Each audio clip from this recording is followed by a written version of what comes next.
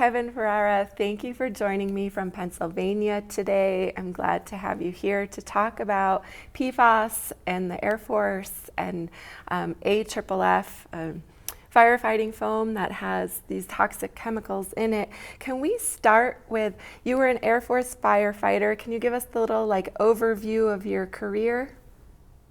Sure. First and foremost, thanks for having me on the show.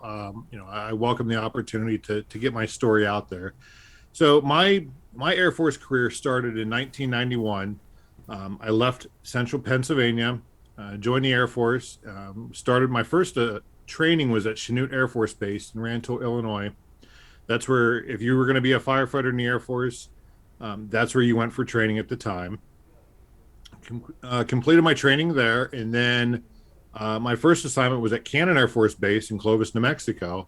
I was there for 4 years.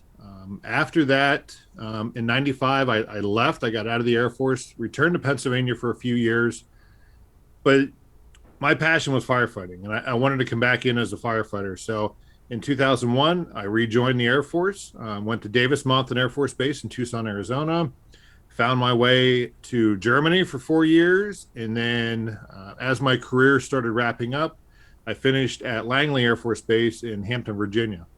So in the late 1970s, the US military started using this AFFF that has PFAS, these toxic substances in it. And around 2006, the military started phasing that out at European military bases. And then in 2016, started phasing it out at US bases. But back in the 1990s, what did you know about this AFFF that you were using on a daily basis? Well, to be honest, we didn't know anything about what PFAS was and what AFFF really was.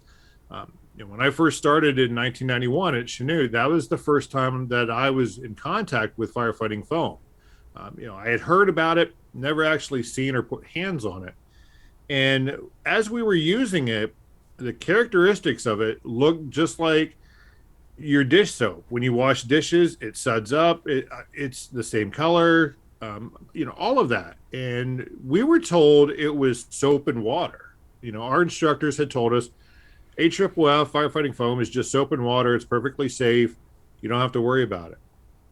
Of course, now through research and everything, we found those documents that says, dating back to the 70s, not so much. It's not safe. Being a firefighter carries a certain amount of risk. Being in the military carries a certain amount of risk. But what are your concerns and the concerns you're hearing from other veterans about their exposure to PFAS? The biggest concern right now is, and all the firefighters that I talk to, they ask me, because of the exposure that they've had to PFAS and to firefighting foam, are they going to get cancer? That's their biggest fear, because there's no magic pill to get rid of PFAS. Once you're exposed to it, once it's in your body, it stays in your body for years. So their biggest concern is, are they going to get sick because of this? And unfortunately, the DoD, the military, is not telling them anything.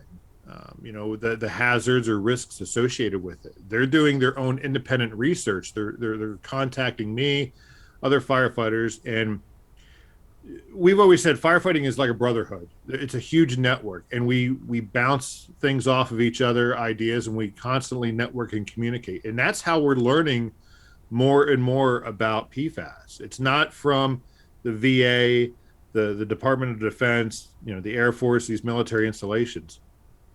It's independent research that we're doing on our own and sharing those findings.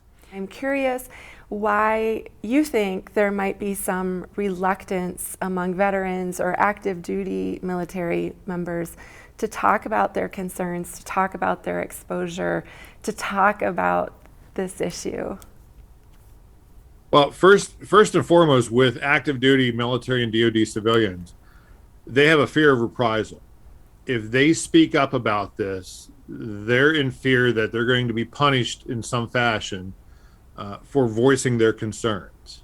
Now, as for former firefighters, veterans like myself, yes, we're still military in a sense. We're retirees. But we have a little bit more leeway as to, voicing our concerns and everything, and showing our frustrations.